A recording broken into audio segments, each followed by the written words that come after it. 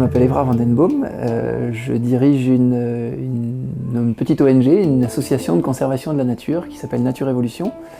On est basé dans les Alpes, à Grenoble, et on agit sur différents territoires à l'autre bout de la planète, sur des zones qu'on appelle les mondes perdus, les derniers endroits où l'homme n'a jamais mis les pieds, ou tout au moins où l'homme a eu peu d'impact.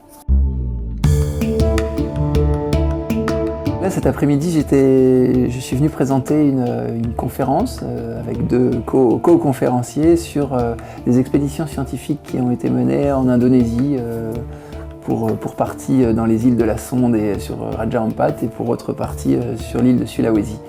Voilà, et l'objectif, c'était de parler évidemment de la réalisation d'une mission scientifique, comment, pourquoi, et puis aussi, est-ce que ça suffit de faire de la science, et est-ce qu'on ne doit pas aller aujourd'hui un petit peu plus loin que ça, et notamment se lancer dans des vrais programmes de conservation. Bonne question. En fait, quand je viens participer à des festivals comme ça, je l'inclus complètement dans la mission de l'association. Notre association, elle a pour but, un des objectifs de l'association, c'est de protéger les mondes perdus.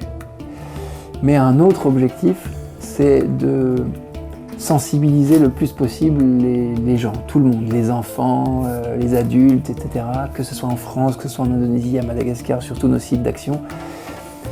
Il y a un besoin aujourd'hui de transmettre et d'expliquer les enjeux de la conservation, la nécessité d'agir vite, là, urgemment. Et donc moi je vois ces festivals comme une opportunité formidable d'avoir des gens qui se réunissent là, sans qu'on ait rien fait. C'est toute l'équipe du festival qui a fait le nécessaire, qui a communiqué, etc. pour réunir du monde. Et on n'a plus qu'à véhiculer le message et apporter de la connaissance, donner des informations qui sont des informations qu'on n'a pas forcément autrement. C'est pas facile de trouver ça sur internet, c'est pas forcément facile de trouver ça à la radio, à la télévision, etc. Là, il y a des intervenants lors d'un festival comme ça qui sont un petit peu des électrons libres, qui vivent des expériences particulières et qui du coup ramènent des propos et des données particulières.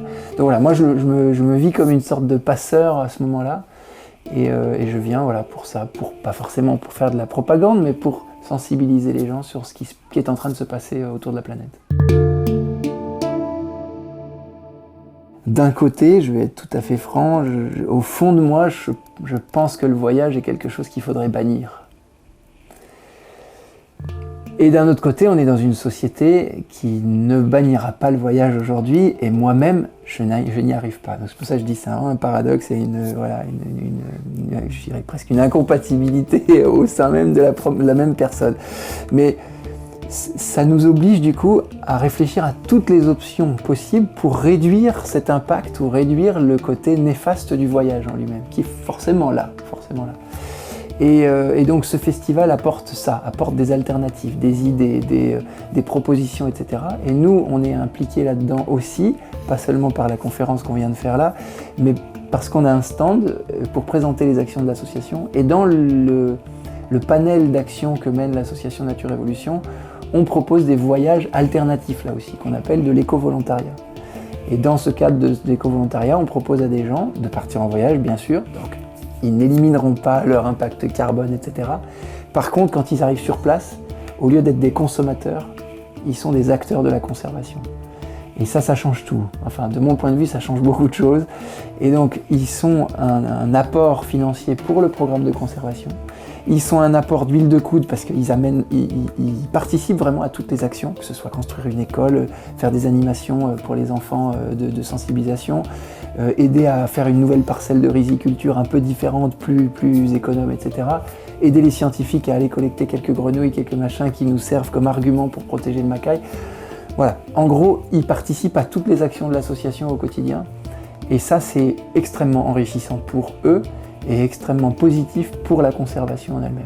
Donc voilà, le seul dernier truc qu'on n'arrive pas à réduire là, c'est l'impact carbone et le réchauffement climatique quand on fait ça.